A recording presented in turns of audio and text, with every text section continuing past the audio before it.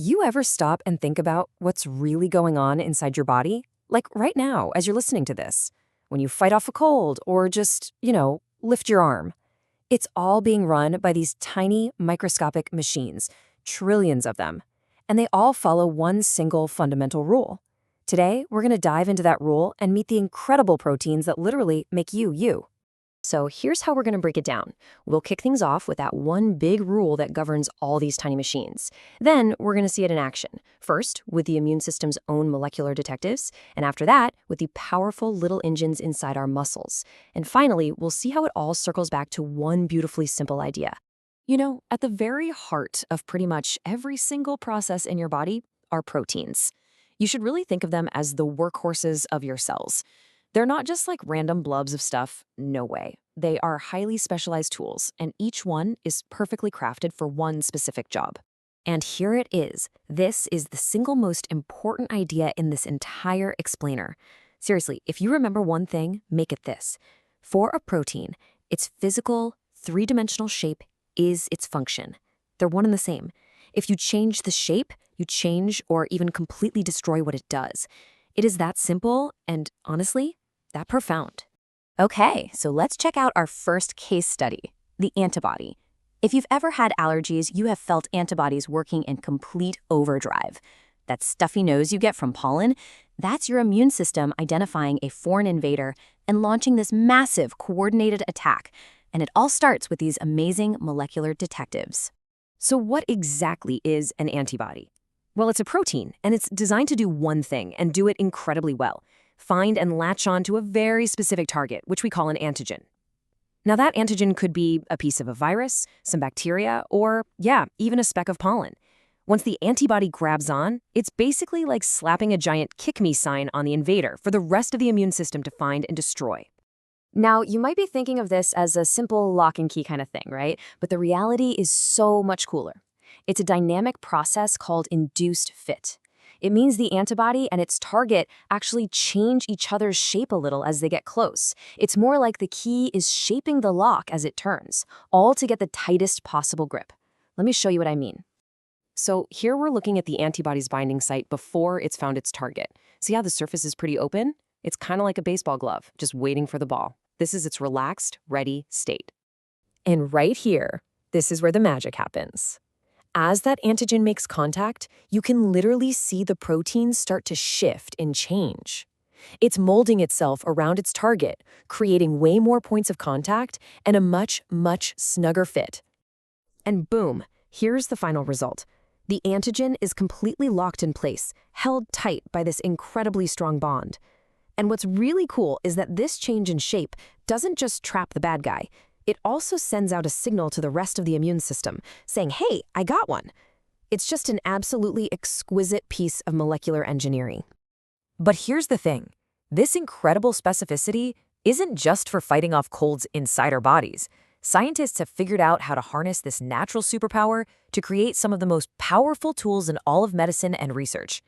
So when scientists use antibodies in the lab, they usually work with two main types. Polyclonal antibodies are kind of like a crowd of witnesses all describing the same person.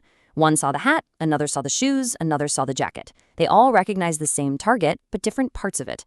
Monoclonal antibodies, though, they're an army of identical clones. Every single one recognizes the exact same feature, which makes them unbelievably specific.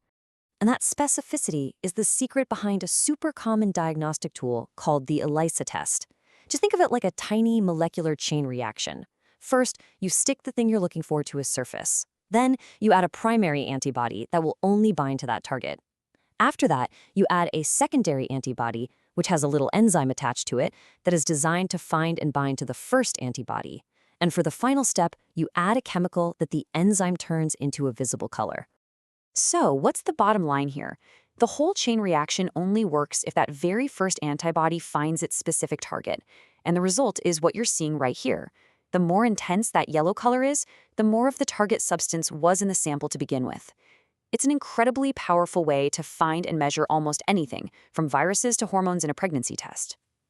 All right, so we've seen how shape lets proteins recognize and grab things. Pretty cool.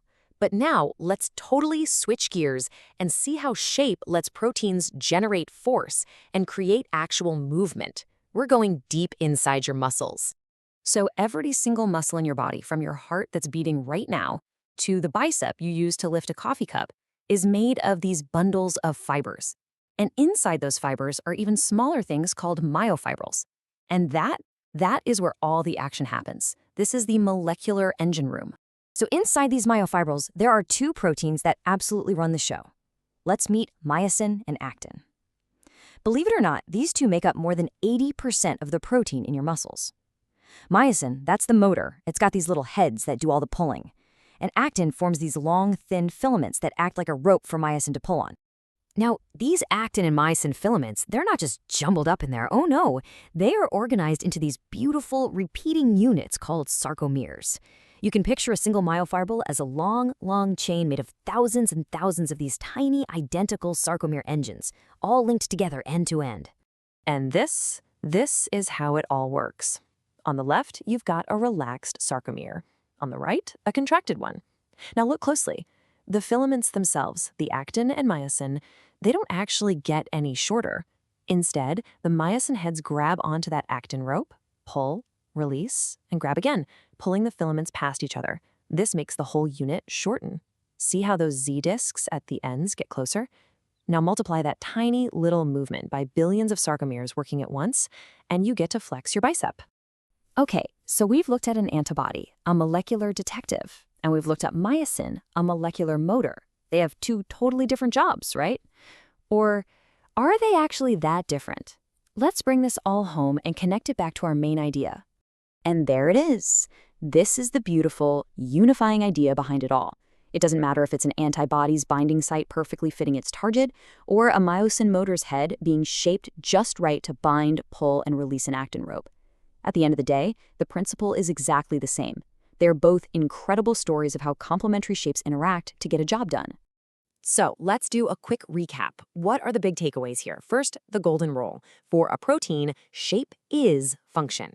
Second, we saw how antibodies use that dynamic induced fit to achieve incredible specificity. Third, we learned that our muscles work because tiny myosin motors are constantly pulling on actin ropes. And fourth, all of it, from immunity to movement, it all boils down to that one simple, powerful idea: shape and interaction. You know, the principle we talked about today doesn't stop with antibodies and muscles.